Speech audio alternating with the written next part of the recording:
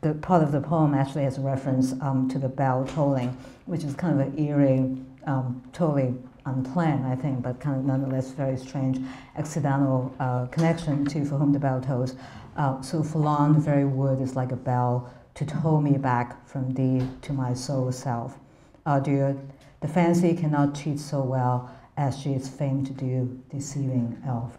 So, you know, even from what Fitzgerald himself was reciting, that beauty cannot keep, that's the note on which he ends, and what is actually in the Keats poem that is once again is a tolling of a bell, tolling your former self back to you. This novel is very much about decline, about loss of what used to be yours. This is the story. The Tender is the Night is telling someone with tremendous promise early on in his life, but basically losing it gradually. And it is that subtraction, that process of subtraction, things being taken away from him, that the novel chronicles. So this novel, you know, I'm sure you're sick of this at this point, can very much be read within the paradigm of have and have not. Dick Diver, and I don't think I'm, you know, you probably, well, in any case, it will be very interesting, very useful to think about Dick Diver once again, is yet another example of someone who's struggling between those two poles, have and have not. But the novel certainly begins on a very different note, right? It begins on a very glamorous French Riviera. And in fact, it's modeled on a very glamorous couple, Gerald and Sara Murphy. And so, you know, actually we can't really see how magical they were, but apparently they had this circle of friends around them, and every day was a special day. So, so the novel is supposedly attributed to that. In fact, there was a show at the Barneke, I think it was a couple of years ago, called Making It New, the art of Gerald and Sara Murphy, very much a tribute to this very charismatic couple. But in fact, Fitzgerald didn't have to look too far. I mean, he and his wife Zelda were quite charismatic as well, and certainly very much part of that world. This is there's a PBS feature on Fitzgerald, and this image was actually taken from it. And this is another image of Fitzgerald, his daughter Scottie, and Zelda, the French Riviera, 1926. And those were really the productive years. The Great Gatsby came out in 25, and then he was working on this when he was at the French Riviera. But as we read on, we know that in fact that glamour and that magic probably were not sustainable. So this novel is very much about sustainability.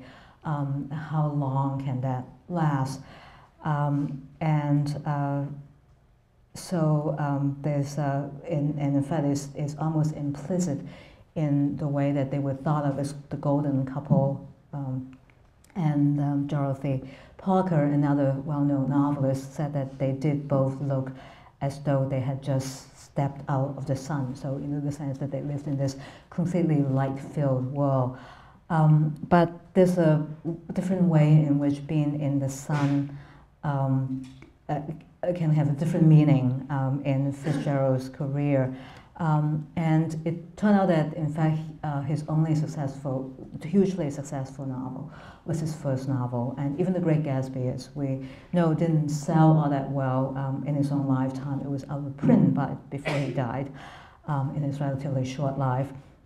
So Fitzgerald, in order to, just to make a living, had to have other jobs. And he was a screenwriter in Hollywood in the 30s, and so there are a number of books written about Fitzgerald as a screenwriter, Sometime in the Sun, but it pretty much is a kind of an ironic reference to being in the sun, as we can see from the picture. Is actually not such a glamorous thing to be a screenwriter in Hollywood. You're stuck with your typewriter. So the phrase that was used for all the screenwriters, including Fitzgerald, including Faulkner, as we know, for all these people was that they were hacks with the Underwood typewriter. They were hack writers, not having a lot of control over the material. Here is another book about Fitzgerald in Hollywood, and this is a picture of him in the 30s, struggling pretty much. There's a very important collection of Fitzgerald's screenplays, 2,000 pages, at the University of South Carolina. And Fitzgerald himself actually also wrote 17 stories that were published in the Esquire magazine in early, well, between January 1940 to May 41, and then he died after that. So it was actually published after his death, but they're the pet hobby stories. There are 17 stories about this screenwriter, down and out screenwriter in Hollywood, and basically very alcoholic, so quite autobiographical. And so we know that film actually was front and center for Fitzgerald pretty much from the 20s through the 30s and till very much till the end of his life. So it really is a very organic part of his career. So what I'd like to do today is to talk about the ways in which cinematic techniques get translated into linguistic and textual techniques, and especially I want to look at two phenomena: flashback, which is very much something that was used in Hollywood films, but also montage, something that actually was used more in European films, especially in the Russian cinema, but was gradually making its way to mainstream Hollywood film as well. So the structure for today's lecture, I'll begin with the publication history of Tender is the Night, which actually it first came out in the magazine, and then in 2 editions. The first edition has a flashback, and the edition, 51 edition, much later, actually turn it into a chronological narrative. And what we see today actually is a restoration to that 1934 edition with the flashback, and I'll give you the details of that. So because the narrative order of Tender is the Night is in some sense switchable or reversible, we'll be looking at the phenomenon of switchability or reversibility in 3 ways. One is looking at sequence of adjectives, how they are reversible. We'll be looking at the relation between actor and accessory or appendage, and we'll be looking at the relation between proper nouns and active verbs, so grammatical relation, a kind of reversibility of grammatical relation. And then we'll be looking at montage as a technique and the way that that is played out in thematic ways.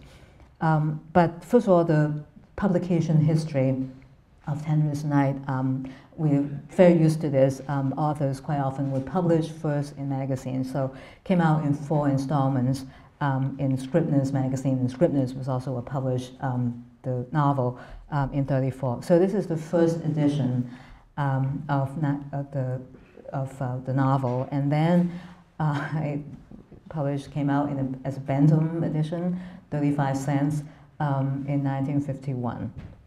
So the 2 editions, there's a huge difference between the 2 editions. The 34 edition, book 1 begins in 1925, and then there's a jump back to 8 years ago, back to 1917. So it begins basically with Dick Diver and his family in the French Riviera, and then it goes back when he was just a young doctor, just the beginning, very beginning of his career, full of promise, 1917, and then it goes back to a later point of his life, 1930s. So this is the edition that was published, that Fitzgerald originally published.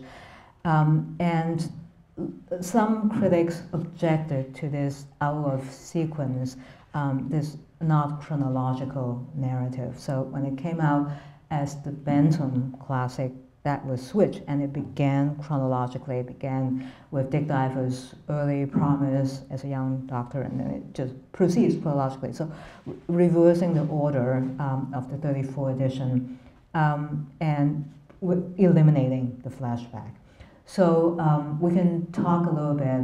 In fact, I would encourage you to think more in section about why it is important for Fitzgerald to have the flashback, what effect is achieved by having a narrative that is out of sequence. I hope that I'll be talking a little bit about that in the lectures as well, but I would encourage you to have your opinion, really, about this. But today I want to concentrate, because we haven't read so far into the novel, I want to concentrate on switchability or reversibility as a relatively small-scale phenomenon, not so much looking at the narrative form as reversible, but looking at very minute details within the novel that are reversible. So the order of appearance of adjectives can be seen as reversible. This is just one example. Nearest her, on the other side, a young woman lay under a roof of umbrellas, making out a list of things from a book open on the sand. Her bathing suit was pulled off her shoulders, and her back, a ruddy orange-brown, set off by a string of creamy pearls, shone in the sun. Her face was hot and lovely and pitiful. Okay, so those adjectives don't go together. Usually they are not seen in such close proximity, hot and lovely and pitiful. And just to have those three adjectives there lined up in that particular way generates a kind of a mini narrative. So this is one way in which the order of appearance of adjectives is a case of a kind of a mini narrativization of a description. Even though it seems to be just descriptive, nonetheless there's an implicit narrative suggested by that order of appearance. And the narrative would be different if we were to reverse the order. If her face were pitiful and lovely and hot, it would be a different narrative, right? So and Fitzgerald's not going to let those adjectives go, as we'll see. Right here, we see this, we also have this additional image that she's, her shoulders and back are ruddy and orange-brown, and there's a string of creamy pearls around her neck. When Fitzgerald comes back to this detail, he does something else with that detail. So this is him revising himself all the time, revising his mini narrative all the time. Nicole Diver, her brown back hanging from her pearls, was looking through a recipe book for chicken Maryland. Her brown back hanging from the pearls. Before it was the pearls hanging around her neck, all of a sudden there's a reversible relation between the actor and the appendage, so that it is her brown back that is hanging from the pearls. Well, it suggests that the pearls are quite important, that maybe money is very important. Really is about whether the money is more important than human being, or vice versa. So once again, there's more than just a mini narrative, but a kind of a whole vision of the world, whole vision of the relation between humanity and economy is suggested by the very, very micro detail of a reversible relation between back and pearls. And so, I would say that reversibility is really the key player all through the novel. It operates on all scales, operates between adjectives, operate between different books, the three main books of the novel, and it operates on the shape of Dick Diver's career. So very, very important concept. But just to give you one more example of a very local micro instance of switchability or reversibility has to do with the transitive relation between proper names and active verbs. So we know that this character in the novel called Dick Diver. And here is Rosemary, the actress, talking about what she does and what she has to do. She has a fever, but because the set is very expensive, they just have to shoot. So this is what she has to do. She has to dive into the water for that episode. One day, I happened to have the grip and didn't know it, and they were taking a scene where I dove into a canal in Venice. It was a very expensive set, so I had to dive and dive and dive all morning. It obviously is not a trivial or unconnected detail in a novel where the protagonist is called Dick Diver. There should be someone else diving and diving and diving because of her discipline as an actress. So I think that it is right then and there, the question opens up is who is more capable of a kind of sustainable performance. It seems that just the repetition of those three words, dive and dive and dive all morning, suggests that Rosemary is probably going to be an actress who will have a long career because she's so disciplined and just hardworking. That if she has to do something, she will do it.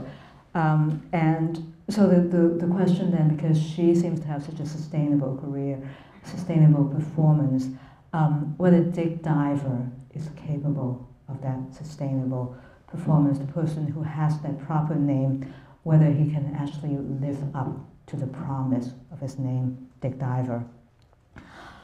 I want now to really zero in on those two adjectives, hot and pitiful, and look at the way Fitzgerald really spins out a whole narrative. Basically, maybe the whole novel is based on the interplay between those two adjectives.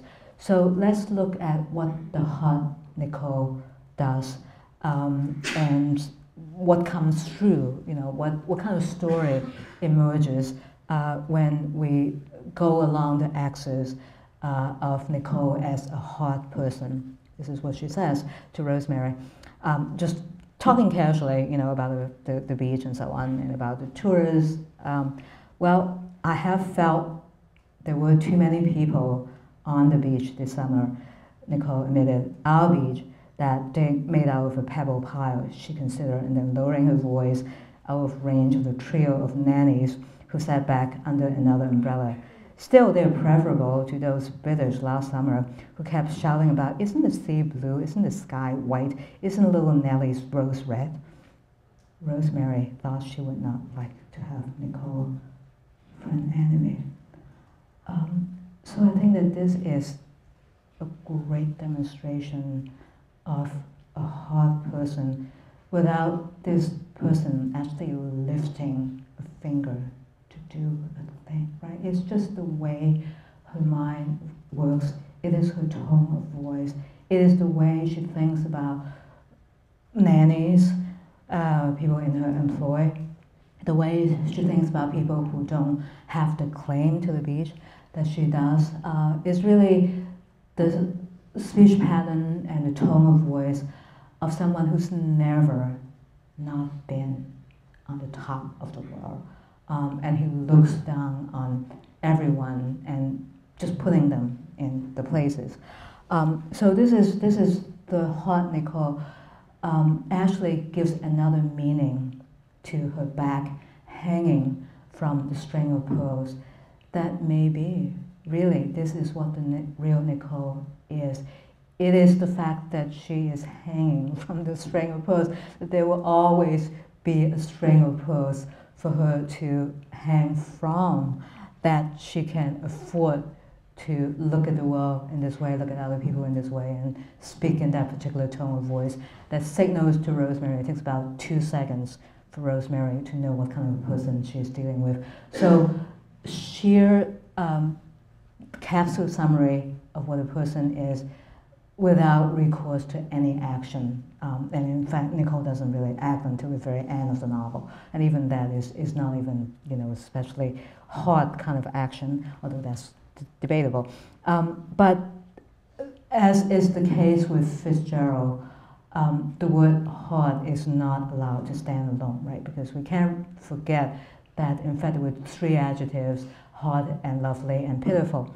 So that kind of permutation, it's like a dance of adjectives, will keep coming up again. So just a few pages later, Another description of Nicole, her face, and this time the hot has to be in quotation marks.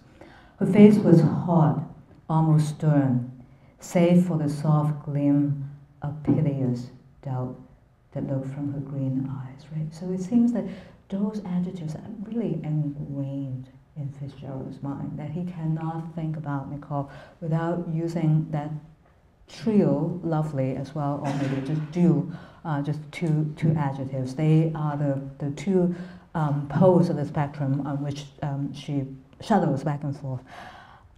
So because pitiful is so much a companion to the adjective hot, let's look at one instance of the pitiful Nicole and see whether or not there is an organic connection between the pitiful Nicole and the hot Nicole. And we have to go back earlier, so we have to go back to go forward to book 2, which is backward in time. Go back to 1917, when she was a patient, and Dick Diver was about to, well, actually, he had not even agreed to do anything for her. He was just someone who was being consulted about her. And she was writing to him when she was in this mental institution. Dear Captain Diver, I write to you because there's no one else to whom I can turn, and it seems to me if this farcical, misspelled by Nicole, if this farcical situation is apparent to one as sick as me, it should be apparent to you. The mental trouble is all over, and besides that, I'm completely broken and humiliated. If that was what they wanted, my family have shamefully neglected me. There's no use asking them for help or pity. I have had enough, and it is simply ruining my health and wasting my time, pretending that what is the matter with my head is curable. So this is the absolute low point for Nicole. She is by herself, her family is embarrassed, she's in the hands of strangers who are paid to take care of her. And here, who is this person who seems to have his whole life full of promise ahead of him, completely healthy, about to be launched into this great career. So in one sense, it is Nicole at her most abject, that this is someone who really has no future to look forward to, has really no hope, really has nothing that she can claim, except that given the fact that we have seen the hot Nicole, I think that we should also be alert a little bit to the suggestion of hotness even in this moment when Nicole is most abject. And I think that in fact that misspelled word farcical points to a different linguistic usage. Somebody who uses the word farcical actually is more in command of the faculties than is suggested by the profession of abjection. Likewise, it is simply ruining my health and wasting my time. Someone who would use the phrase waste my time has a different sense of herself than is suggested by the profession of abjection. So right there, even though it is a pitiful Nicole who is in the foreground, an element of hotness is never not on the horizon. And I think that it is really that combination that Fitzgerald wants us to see, that she's completely switchable. The distance between hotness and pitifulness is tiny. She can just go back and forth. It takes 1 second for her to switch from one to the other. So one more instance of the pitiful Nicole, and this one is very late in her life, so this is in the present for her. Nicole knelt beside the tub, swaying sidewise and sidewise.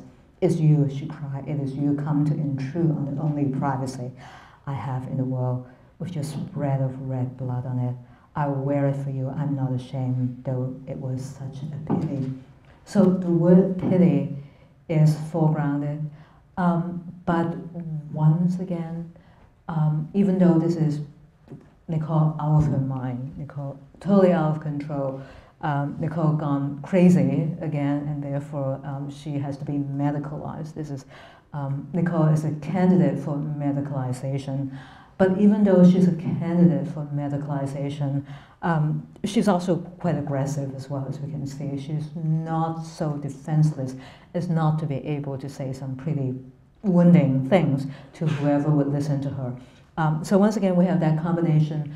The pitifulness is in the foreground, but hotness is always lurking very, very close to the front, actually, in the background.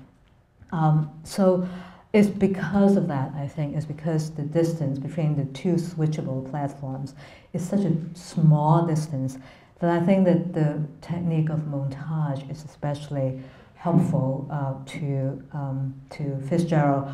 And as I said before, I don't think it was actually a mainstream Hollywood technique in the 20s yet, although it was already theorized by film theories all over the world. So I'll give you one instance of that. But basically, montage is a film editing technique.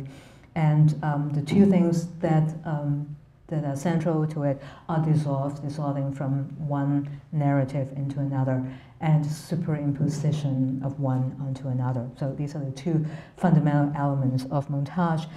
And Sergei Eisenstein, the Russian great filmmaker, in the 20s, he wrote a lot on montage. In fact, I think that most people who actually talk about montage go back to Eisenstein's writing in the 1920s. So according to Eisenstein, montage is the nerve of cinema. In the collision of different narratives, each sequential element is perceived not next to the other, but on top of the other. Okay, not next, even though they are sequential, even though one comes after the other, and basically, you know, there's no way we can. This is how time works. One thing comes after another. This is the structure of time. There's no way we can completely do without that or completely undermine that. But nonetheless, there's a way of storytelling that makes that sequential appearance almost a case of superimposition. And I think that this is really what Fitzgerald does for a good part of the time in 10 Years' Night. So let's just look at 5 or 6 instances of what I would call different modes of superimposition or superimposition being mapped on different kinds of thematics that are themselves interrelated.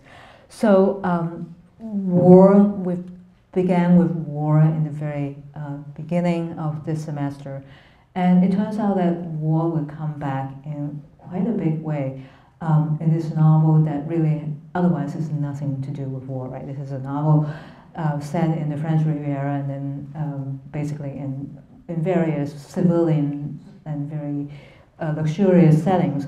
So it really has nothing to do with war, except that for some reason war keeps coming up in very strange illusions. So one of the first instances of this, and usually it comes out in casual conversation. So sometimes between the major characters, sometimes between the minor characters. So this is a conversation between Rosemary and Tommy Bobbin, who's a mercenary. Actually, I didn't know that was such an important class that was such an important profession. But it turns out that maybe it was in the early 19th century, early 20th century.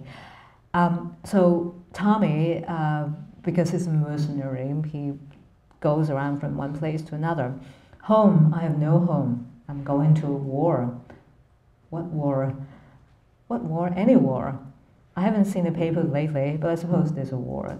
There always is. Don't you care what you fight for? Not at all. As long as I'm well treated. When I'm in a rut, I come to see the divers, because then I know that in a few weeks, I want to go to war. Rosemary stiffened. You like the divers, she reminded him. Of course, especially her, but they make me want to go to war. Tommy Bobbin might be a mercenary, but he certainly is not just brute strength. There's a lot of psychological subtlety at play here. This is page 30, so we have no understanding of what context Tommy Bobbin is speaking out of. All we can say is that it is not an innocent context, that he has lots of things that he's holding back about how he feels about the divers. It's clear that he doesn't like Dick Diver, right? You know, that I like them, especially her. But also the general sense that, you know, that just to see the two of them for a few weeks is enough, that is enough to make him want to go to war. We don't know what it is about them that would have this kind of effect on him, but it never fails. So right then and there, this is a snake making its way into this paradise that is the French Riviera. The least we can say that even among the close friends and people who are right there, who sit, you know, who are there constantly with them, that people who supposedly are very good friends of theirs have this opinion about them. So we have, this is just one mystery that we have to figure out, and the details of which we have to fill out for ourselves. And in fact, I would suggest that even at the very end of the novel, I'm not sure that we can completely clear up this mystery, but it's just sitting there, and it's the superimposition of love and war that creates this particular kind of psychological dynamics between Rosemary and Tommy, and also between Tommy and the divers. It is not even visual. So I just want to emphasize that when the film technique of montage is used in a novel, it doesn't always have to be visual. It can just be a case of psychological superimposition. Although sometimes Fitzgerald also uses very, very visual superimposition as well, as we'll see. But just to give you one more example of how persistent Fitzgerald is about superimposing these two, love and war. So they go and they walk out, and it turns out that even here in this seemingly very peaceful setting, that actually World War I was fought very close by, and so close by that the relics of World War I were still there. And this is the spot, actually, where the British could only advance a foot at a time. The resistance was so fierce that they can only move ahead 1 foot at a time, the army. And it cost 20 lives today for them to go forward 1 foot. So the land here cost 20 lives a foot that summer, he said to Rosemary. She looked out obediently at the rather bare green plain with the slow trees of 6 years' growth. If Dick has added that they were now being shelled, she would have believed him that afternoon. Her love had reached a point where now at last she was beginning to be unhappy, to be desperate. She didn't know what to do. She wanted to talk to her mother. So here Rosemary is deeply in love. She is in the throes of love, of what seems to be unrequited love for Dick. And the necessary background is World War I. That it is the fact that she would have believed him if he had told her that they were being shelled, once again, as in World War I, that she would have believed him if he had said that. That is the measure of how much in love she is. So it seems that love is really not a freestanding entity in this novel. It's always mapped against large-scale warfare. We don't exactly know the logic of that mapping is not clear. In fact, I would also say that this is another of those mysteries that even having, even at the end of the novel, we might not be able to say exactly what the logic is. But clearly, for Fitzgerald, there's a logic that always persistently results in this cross-mapping or superimposition of love and war. One more example, just to see how obsessed he is really with this kind of cross-mapping. General Grant, so it's not just World War I, but the Civil War, and this is something that Fitzgerald has in common with Hemingway as well. For Whom the Bell Tolls, we see that the Spanish Civil War and the American Civil War are sometimes cross-mapped, right? in the importance of Robert Jordan's grandfather. Here, for no reason that we can see, the Civil War comes into play in the midst of the discussion about World War I. General Grant invented this kind of battle at Petersburg in '65.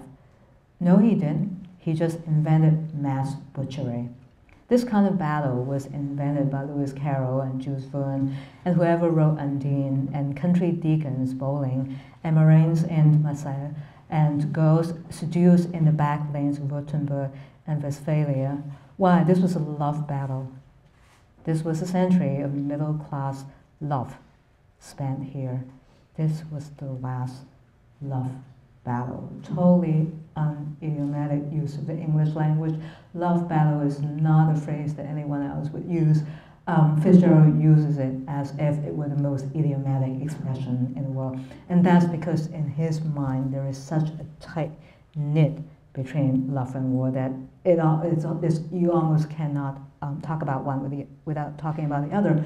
But according to this apparent analysis of war, it is really middle-class romantic love that is at the back of war. It's a very long causal chain to go from middle-class love to trench warfare or to the Civil War in the US history. It's a very, very long causal chain. We have to fill in lots and lots of relays in order for that causal chain to make sense. But that's what Fitzgerald wants us to imagine, is to imagine all those missing links that he's not showing us. So this is, I think that we've seen enough to know that this really is a very significant pattern, not explained to us, obviously, but that is one of the kind of the constants in this novel, is that extreme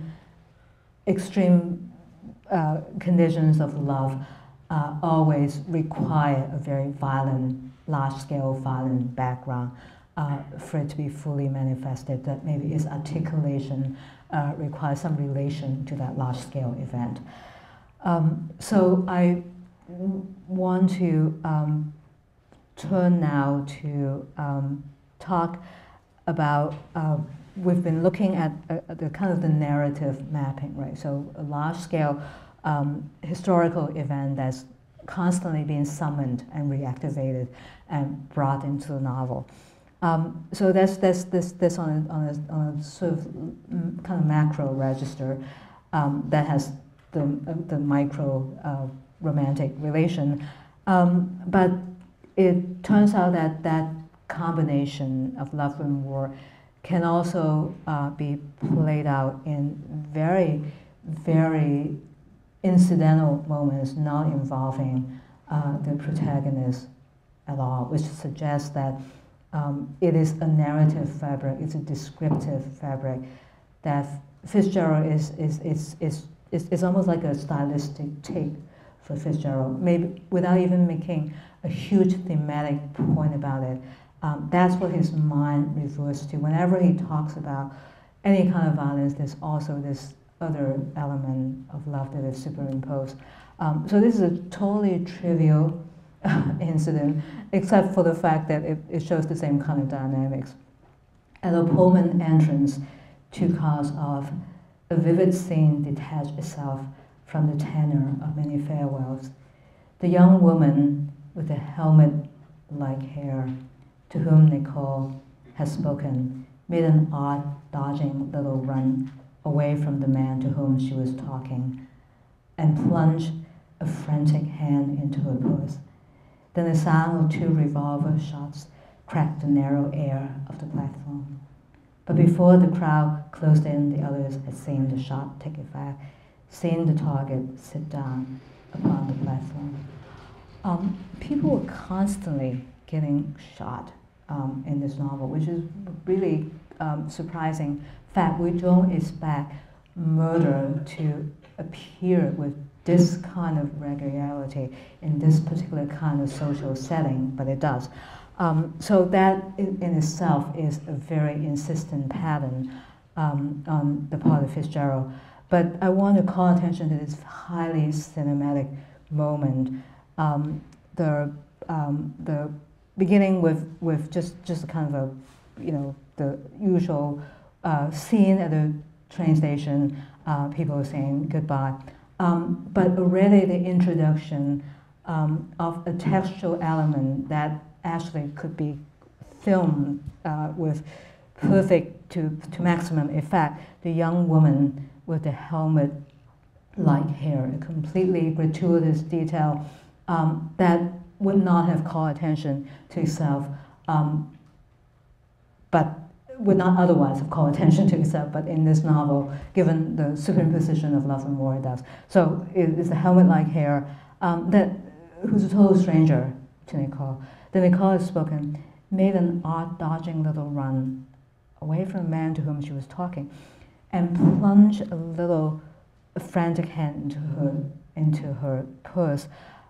Is that almost dance steps taken by that woman? Is this as a kind of dance movement, and then the shot coming after that as the not